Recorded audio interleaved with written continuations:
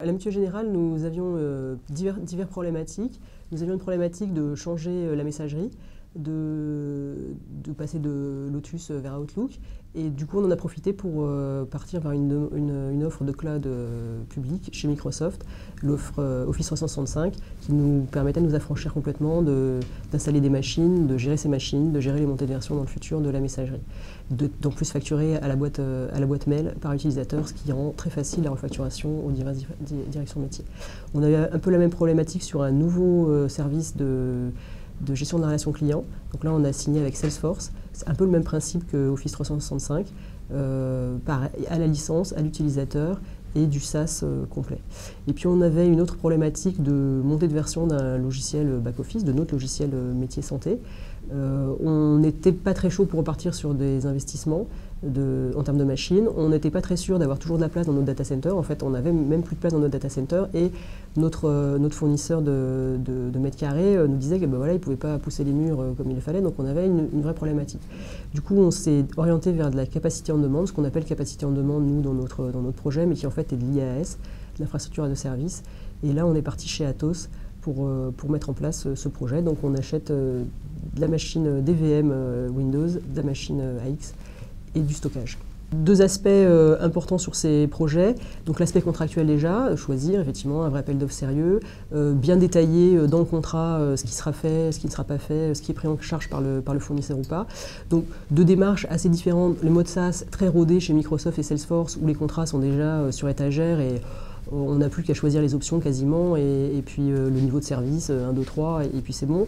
Sur la partie IaaS, un contrat plus sur mesure, puisque un contexte plus particulier, des niveaux de service qui sont là moins standards, on va dire.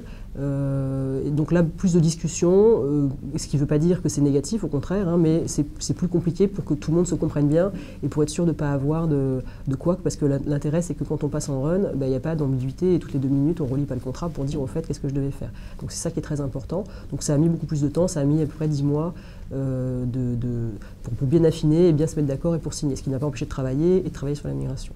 Sur la partie migration, cette fois-ci plus technique, un gros point d'intention à avoir, c'est pas parce que c'est du SaaS ou de l'IaaS qu'il n'y a plus d'informaticiens, bien au contraire, ce sont des rôles différents. Donc un rôle plutôt delivery manager pour gérer tout ce qui va être le contrat, et puis un rôle d'architecture bien plus important que ce qu'il peut y avoir par le passé ou quand on est dans un mode chez soi. Là, il va s'agir d'intégrer cette application en SaaS ou cette plateforme IaaS avec le reste du SI. Et là, la technologie devient beaucoup plus complexe et on a besoin d'avoir des architectes aussi bien techniques, infrastructures ou d'architectes applicatifs de très haut niveau. Et tout le cœur de métier de la DSI se déplace là-dessus aujourd'hui. C'est comment intégrer techniquement et applicativement tous ces nouveaux services. Les bénéfices qui ont été obtenus après ces opérations sont financiers, effectivement, parce que c'est aussi ce qui nous avait guidés au départ. D'un point de vue financier, on va dire sur les non-investissements de machines, on a peut-être gagné sur la partie IaaS 10% du premier coup. On a surtout gagné en qualité de service. On a surtout gagné à avoir un PCI, un plan de continuité informatique, qu'on ne pouvait absolument pas se payer auparavant. Donc là-dessus, on ne peut pas dire que le gain il se compare d'une année sur l'autre, puisqu'il y a un nouveau service. On a surtout gagné on va dire, à ISO coût, à avoir des services bien supérieurs. Sur la messagerie, on a un coût qui est 2 fois moindre que ce que ça nous revenait à le faire en interne, et on a un niveau de service bien supérieur, puisqu'on a du 24/7. On a la garantie d'être aujourd'hui sur Office 365, mais demain sur la nouvelle offre Outlook, sans avoir de migration à refaire, sans acquérir de nouvelles licences.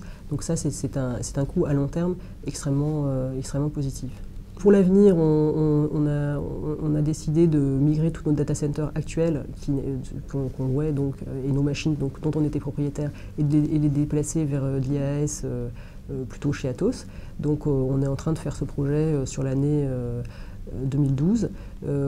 C'est pas aussi simple que dire je prends que de l'IaaS, il y a de l'IaaS, il y a du PaaS.